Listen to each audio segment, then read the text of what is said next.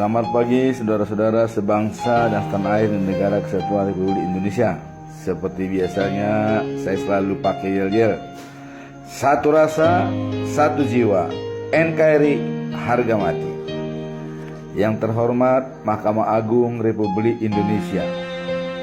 Bersama ini saya beritahukan saya sudah menerima amar putusan dari Mahkamah Agung tentang peninjauan kembali nomor 118 PK 2023 dan JO nomor 1249 dan JO nomor 49 PT Banten JO nomor 809 Pengadilan Negeri Serang, di mana Mahkamah Agung juga sudah menolak kasasi yang kita ajukan pada waktu yang lalu dengan putusan Mahkamah Agung nomor 1249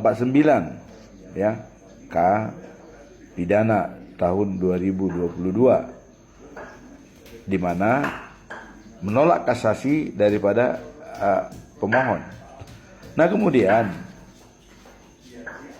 saya dihukum Nah, kemudian kita mengajukan lagi PK peninjauan kembali dengan PK nomor 118 tahun 2023. Nah, di PK tersebut kita lampirkan juga kecurangan jaksa tentang laporan polisi bahwa dalam putusan Pengadilan Negeri Serang nomor 809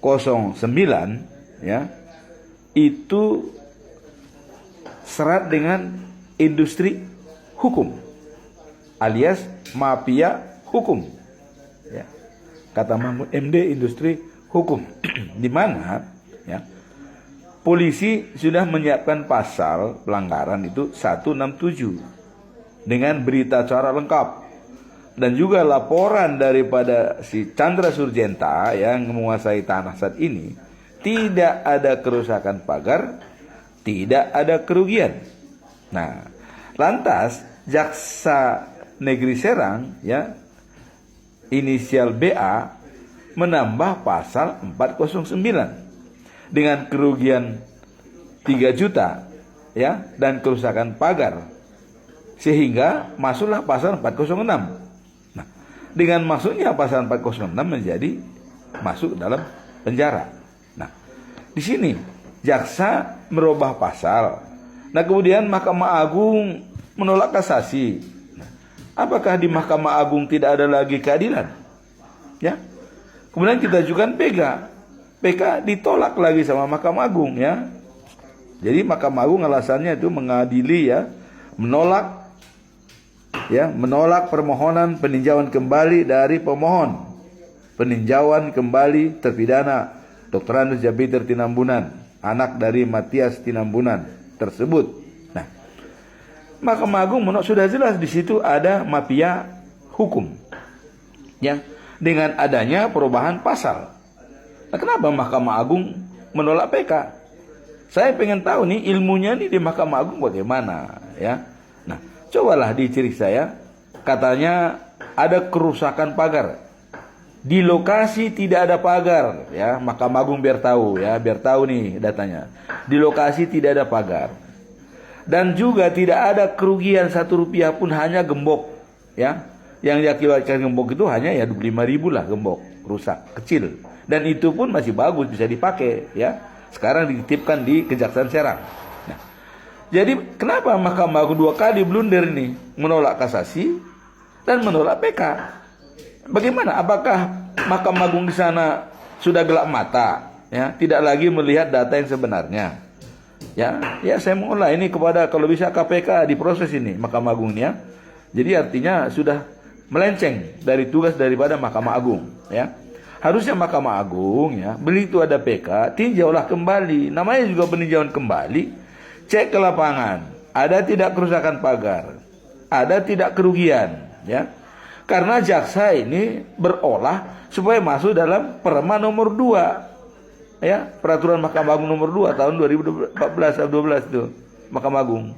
Apabila kerugian 3 juta bisa masuk pasal 406. Sebab kalau kerugian di bawah 3 juta, ya, kerugian di bawah 3 juta, misalnya di bawah 2,5 juta, ya, batasnya 2,5 juta, itu dipiring. Artinya hakim pun yang mengadili, hakim tunggal. Apalagi ada sekarang himbauan restorasi, ya. Jadi yang namanya pengadilan ini kan melihat apa dikatakan jaksa. Hakim pun tidak mendengar apa yang dikatakan oleh saksi ahli yang kita datangkan dari Jakarta, ya. Ya, Bapak Kombes Waraseman Marbun. Dikatakan ini pengadilan sesat pada waktu diadakan pengadilan, tapi hakim tidak mendengar.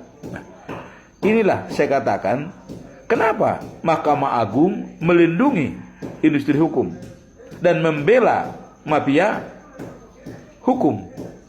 Nah, coba dianalisis kembali itu, ya. Nah, ini saya kan persoalan ini tidak akan selesai nih kalau begini caranya Mahkamah Agung menyelesaikan persoalan seperti ini. Ini kecil, tapi kenapa Mahkamah Agung, ya, tidak care dengan hukum yang ada? Laporan polisi sudah ada pemalsuan dokumen, ya, dan juga penipuan. Kenapa dikatakan penipuan? Karena mereka memberikan data autentik, ya, tuntutan jaksa dengan tanpa dasar. Jadi membuat pasal 406 dasarnya apa?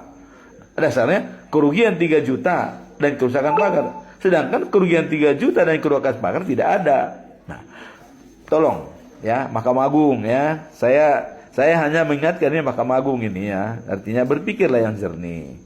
Harusnya kalau sudah kasasi ditolak tanpa alasan juga kasasi ditolak, itu sudah, kalau menurut saya itu apapun alasan Mahkamah Agung itu tidak ada. Saya anggap apapun alasannya itu tidak benar. Kenapa?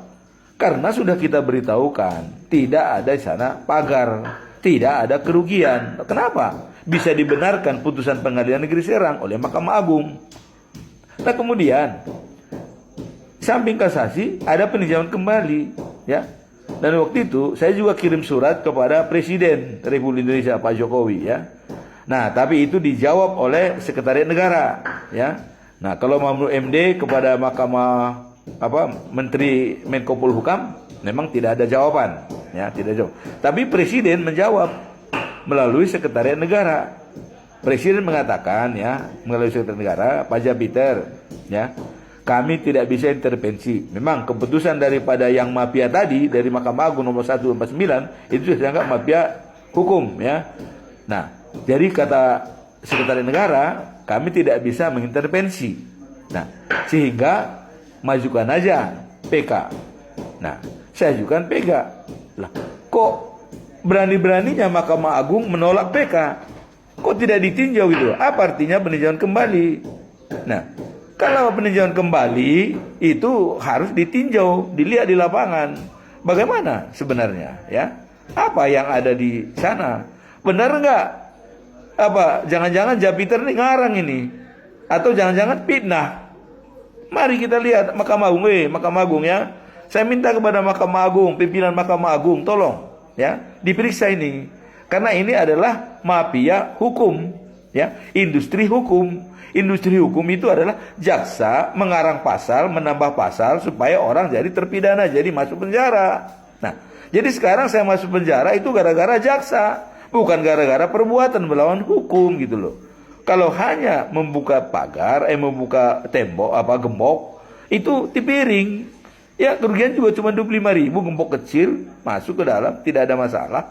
Dan bisa masuk kok, dibenarkan oleh semua satpam dan juga disaksikan oleh Koramil. Saya masuk dan saya juga mengajak Koramil untuk masuk ke sana itu. Jadi ada saksi Pak Koramil. Jadi bisa nanti kalau kita lihat lapangan kepada Mahkamah Agung, ya, Mahkamah Agung saya minta nih, tolong kita ke lapangan nih, kita bawa nanti Koramil. Ada Koramil dulu saya bawa juga ke dalam itu melihat. Jadi jangan hanya main di atas meja, tidak melihat. Ingat loh, ini kerugian penjara 6 bulan, ya. Nah, jadi demikianlah kepada Mahkamah Agung, tolong ini diperiksa kembali. Sekian dan terima kasih. Kurang lebihnya mohon maaf. Ya, terima kasih.